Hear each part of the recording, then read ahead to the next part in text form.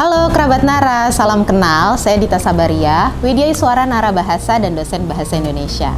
Hari ini saya akan mengajak kerabat Nara beraktivitas sambil belajar Bahasa Indonesia dalam konten Sabar atau Sambil Belajar.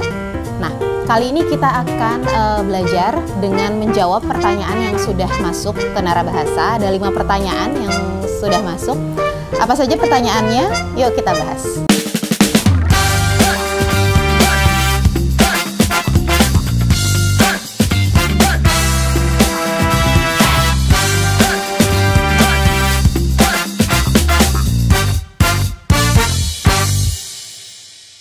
Fakultas Pertanian kapital semua, Fakultas Pertanian kecil semua, atau Fakultas Pertanian dengan P besar pada pertanian?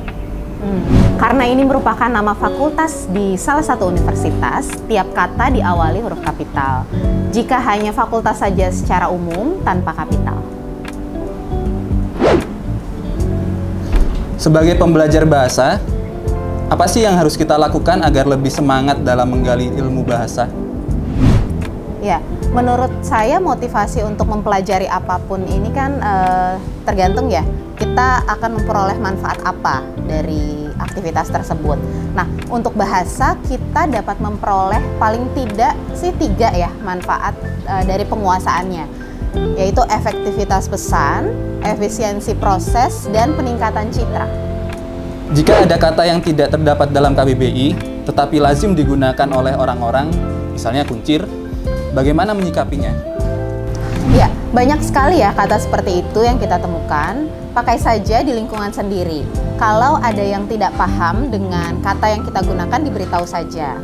Kata seperti itu diciptakan, dipakai, dan disebarkan. Jadi kalau sudah banyak yang pakai, kamus akan merekamnya. Apa perbedaan dari kalimat pokok, ide pokok, dan gagasan utama dalam sebuah kalimat?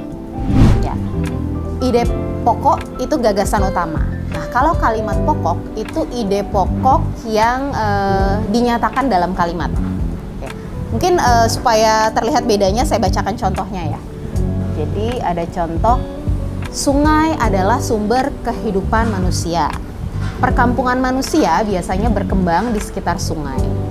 Sungai membawa air yang sangat diperlukan manusia, baik untuk minum, memasak, mencuci, maupun berbagai kebutuhan lain. Nah, kalau kita lihat di situ, kalimat pokoknya, sungai adalah sumber kehidupan manusia ya di awal tadi. Nah, ide pokoknya atau intinya, pentingnya sungai bagi manusia. Apakah kata baru bisa diciptakan?